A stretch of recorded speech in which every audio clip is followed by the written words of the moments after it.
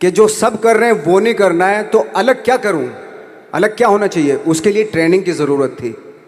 जो मैंने national school of drama में आके ट्रेनिंग ली, 3 साल मैंने एक्टिंग की पढ़ाई की वहाँ पे, और अपनी एक क्राफ्ट के बारे में समझा कि एक्चुअली इस पर्सनैलिटी में अगर मैं लोगों को इम्प्रेस करना चाहता हूँ, उसके लिए एजुकेशन की बहुत ज़रूरत है, या जो भी आप काम कर रहे हो उसमें क्राफ्ट, उसका एक्सपर्ट होना बहुत ज़रूरी होता है।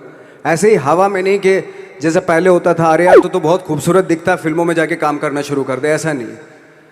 किसी चीज़ को बारीकी से जानना, उसके लिए ट्रेनिंग की, एक्सपर्ट्स की, एक्सपीरियंस की ज़रूरत होती है। तो मैंने ट्रेनिंग ली नेशनल स्कूल ऑफ ड्रामा से, और 2000 में मैं पहुंच गया मुंबई।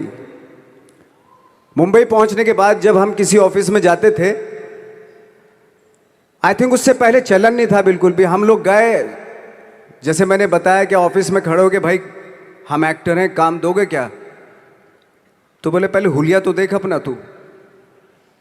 तो ये हर बार सुनने के लिए मिलता था, और वो बात भी सही थी, क्योंकि उससे पहले कभी कोई आपने देखा नहीं होगा कोई इतना बड़ा, कोई इतनी सी पर्सनैलिटी का 5 फुट 6 इंच का आदमी, पतला दुबला सा मरियल सा, कि कभी ये इस तरह के लोग एक्टर भी बन सकते हैं, हीरो भी बन सकते हैं, स्टार भी बन सकते हैं, ऐसा चलन था ही नहीं। मैं कॉन्फिडेंट था बिकॉज ऑफ माई ट्रेनिंग। मैंने ट्रेनिंग ली थी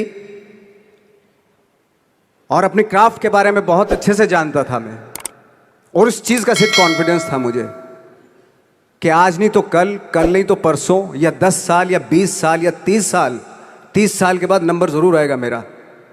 मैंने कभी भी अपने को टारगेट नहीं किया, टारगेट नहीं दिया मैंने कि अगर 2 साल ट्राई करके देखता हूँ, उसमें अगर हो गया तो ठीक है, वरना कोई दूसरा फील्ड अपना लूँगा, ऐसा कभी नहीं। जिस चीज़ का पैशन होता है, जज्बा होता है,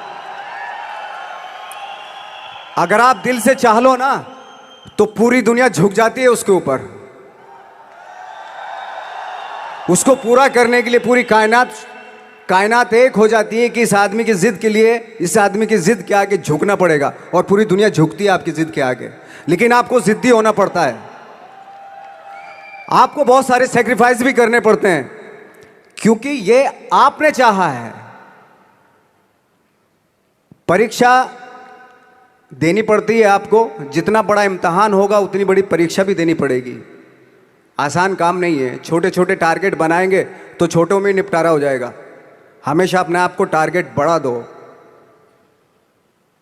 तो उसके लिए हमेशा अपने आप को अनकंफर्ट जोन में डालो, कि जो इम्पॉसिबल है उसको पॉसिबल करने की शिद्दत, पैशन आपके अंदर होना चाहिए, वो हो जाता है।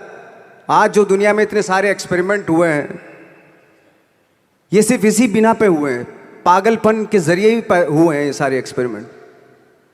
एक मैंने कहीं सुना था कि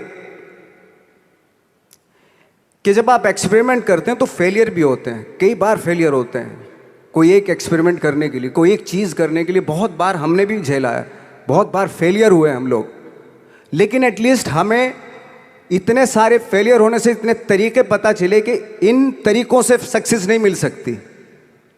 फॉर एग्जाम्पल, एडिसन ने जब बल्ब का आविष्कार किया तो 100 बार एक्सपेरिमेंट किए अपनी ज़िंदगी में। 100 बार एक्सपेरिमेंट करने के बाद जब उसको पता चला कि अरे फॉर्मूला तो ये था बल्ब बनाने का, तो एटलीस्ट उसके साथ साथ उसको ये भी पता चला कि 100 जो तरीके हैं, 100 तरीकों से बल्ब नहीं बनता, ये भी पता चला उन फेलियर्स में उसको।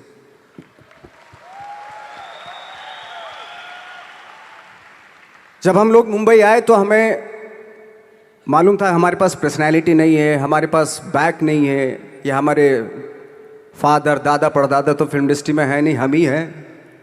तो हमें क्या करना चाहिए? इसलिए लोगों के बीच में घुसे रहते थे, आम लोगों के बीच में घुसे रहते थे, उनका एक्सपीरियंस सुनते थे, उनको ऑब्जर्व करते थे। तो आई थिंक मेरे पास 15 साल तक, 10-12 साल तक कोई काम नहीं था। जैसे आपने बताया कि बहुत ही 10-10 सेकंड के रोल करके घर में आके बैठ जाता, पूरे साल खाली बैठे रहते थे हम लोग। लेकिन एक चीज़ थी कि लोगों के बीच में रहते थे। लोगों के बीच में रहने से ये एहसास हुआ हमें कि तरह तरह के लोग हैं, लेकिन हमारी इंडस्ट्री में सिर्फ एक ही तरह की एक्टिंग होती है। हजारों करोड़ों लोग हैं इस दुनिया में, लेकिन एक्टिंग सिर्फ एक ही तरीके से होती है हमारे यहाँ। तो मुझे लगा यार ये मैं तो ट्रेन भी हूँ, मुझसे अपनी आर्ट भी आती है और हजारों लोगों को मैं ऑब्जर्व भी कर रहा हूँ, तो ये तो सबसे अच्छा सूत्र है। इससे तो मैं बहुत कुछ कर जाऊँगा। तो जब ये सूत्र पता चला मुझे कि अब मैं ये जो हजारों लोगों को मैंने ऑब्जर्व किया है, अब जब भी मुझे कोई रोल मिलेगा उन्हीं में से वो एक इंसान होगा।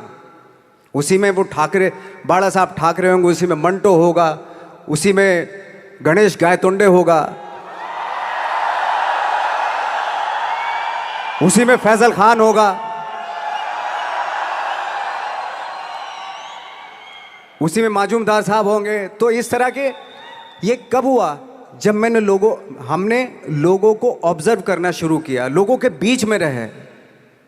मैं 15 साल के बाद जो मेरी लाइफ थी जिसमें खाने तक को नहीं मिलता था, अब फॉर्चुनेट अपने आप को समझने लगा था कि थैंक गॉड कि मुझे ऐसे लोगों के बीच में मुझे रहने का मौका मिला। तो कभी भी आई थिंक मुझे लगता है कि कभी भी जब आप स्ट्रगल कर रहे होते हैं ना, वो एक मौका होता है आपके पास, वो एक चांस होता है आपके पास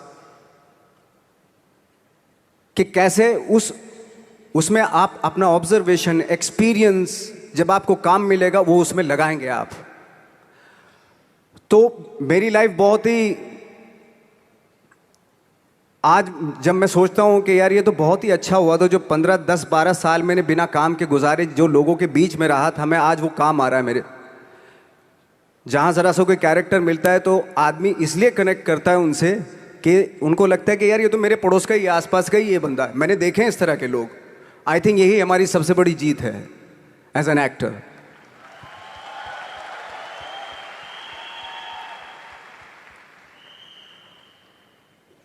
ऑफ कोर्स स्ट्रगल में बहुत सारी चीज़ें सेक्रीफाइस करनी पड़ती हैं, क्योंकि खुजली आपको हुई है, आप ही को मिटानी पड़ेगी। You know,